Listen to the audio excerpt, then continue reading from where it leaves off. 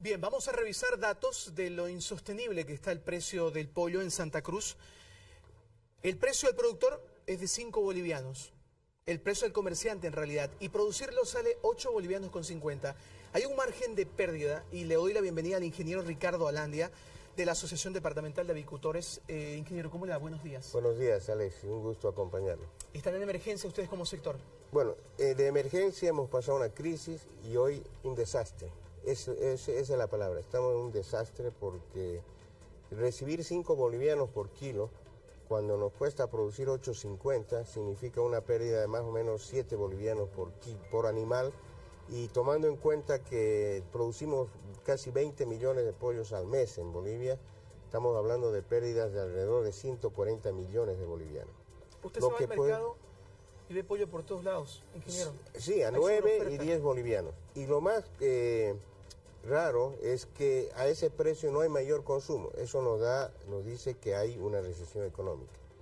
Definitivamente, y eso hay que reconocerlo. Es uno de los factores que está afectando, la sobreproducción es otro, y todo ha hecho que realmente esto sea una catástrofe. Y lo peor, lo que más temo es que el productor, además de perder su capital, que tiene que tener un capital operativo, va a quedar endeudado.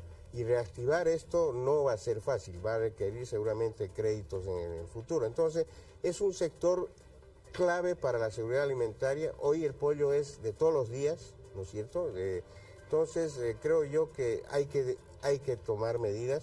Tenemos una reunión programada para el 15 de julio con 2 ministros. Nosotros le vamos a hacer 5 propuestas que creemos pueden ser... ¿Qué esperan con las autoridades nacionales?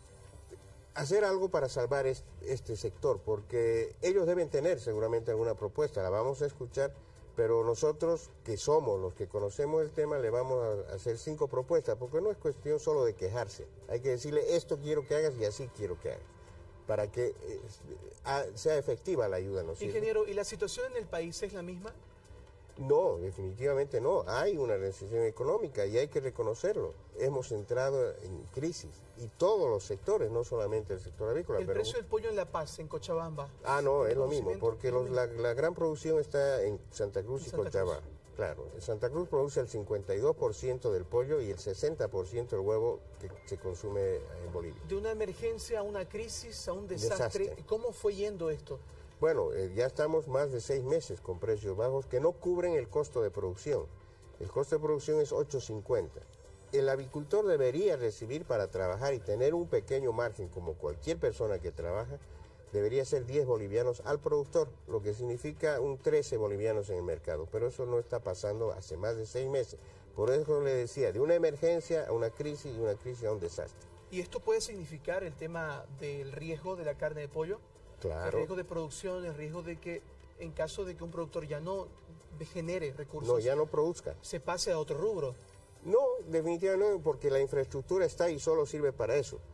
Va a quedar desempleada mucha gente, el mismo granjero va a quedar sin empleo y no vamos a tener ese alimento indispensable. Ese es el gran problema, que debemos prevenirlo, ¿no es cierto? Porque, y hay ejemplos muy cerquita de lo que ha pasado cuando no se produce más alimento. Ya le digo, la reactivación de este sector no va a ser en un mes ni 2 meses, porque este desastre está haciendo que pierda su capital operativo y se quede endeudado, Alexis, porque hay proveedores que nos proveen a crédito. El maíz, el sorgo, la soya, los biológicos, las vitaminas, las vacunas, ¿me entiende?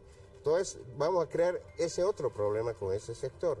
Entonces, hay que de todas maneras evitar. En concreto, lo que le vamos a proponer a las autoridades, y se puede hacer, es que haya una pausa administrativa. El SENASAC no emita más registros ni autorizaciones de construcción de granjas hasta que haya un equilibrio de la oferta con la demanda. ¿Y las granjas clandestinas, quién las controla? Se están registrando, el SENASAC. Hemos avanzado en ese tema y es una de las cosas que debo decirle ha cumplido el ministro Cocarico. Se está avanzando en el registro de granjas y de mataderos. No como quisiéramos, pero hay un avance.